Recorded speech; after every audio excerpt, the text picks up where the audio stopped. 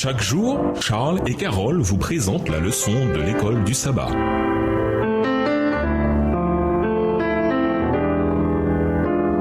Bienvenue dans votre émission. Dieu nous parle. Nous voilà à la leçon de lundi. La maison de Dieu. Autre image du peuple de Dieu dans le Nouveau Testament, la maison ou maisonnée de Dieu. Il s'agit d'une métaphore faite de pierres et de bâtiments qui souligne la nature complexe et interdépendante des relations humaines dans l'Église. Pierre qualifie les chrétiens de pierres vivantes. 1 Pierre 2, le verset 5. Cette métaphore signale également une idée de permanence et de solidité. Lisons Éphésiens 2, les versets 19 à 22. Quelles idées clés Paul souligne-t-il dans ce passage? Qu'est-ce que cela nous indique sur l'unité dans l'Église? Éphésiens 2, les versets 19 à 22. Voilà pourquoi vous n'êtes plus des étrangers ou des résidents temporaires, vous êtes concitoyens des membres du peuple de Dieu. Vous faites partie de la famille de Dieu. Dieu vous a intégrés à l'édifice qu'il construit sur le fondement que sont les apôtres, ses prophètes et dont Jésus-Christ lui-même est la pierre principale. En lui, toute la construction s'élève, bien coordonnée, afin d'être un temple saint dans le Seigneur et uni au Christ. Vous avez été intégrés ensemble à cette construction pour former une demeure où Dieu habite par l'Esprit. Dans ce passage, Paul associe deux images de l'Église, l'une inerte, une maison ou un bâtiment, l'autre vivante, une maisonnée de gens. Une pierre n'a pas beaucoup de valeur en soi, mais quand elle est assemblée à d'autres pierres, elle devient une structure qui peut résister aux tempêtes de la vie. Aucun chrétien ne peut être une pierre tout seul dans son coin. Il doit s'associer à d'autres dans la communion de la maisonnée de Dieu. Pour qu'un édifice soit solide,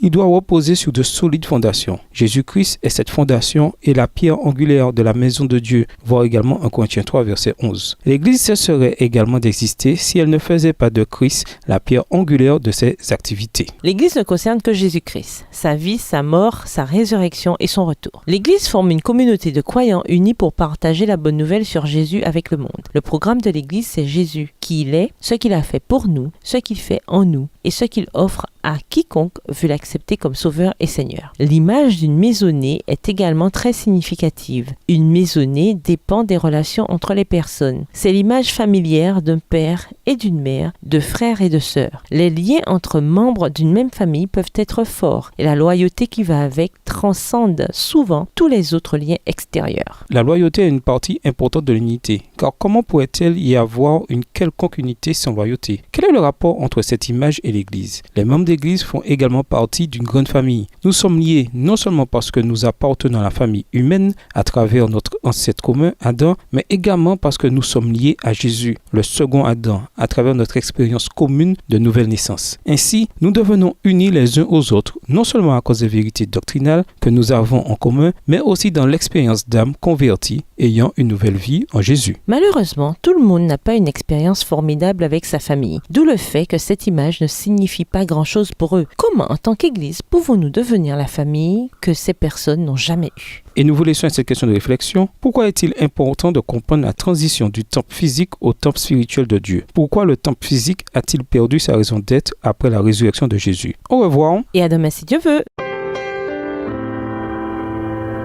Dieu nous parle. Chaque jour, Charles et Carole vous présentent la leçon de l'école du sabbat.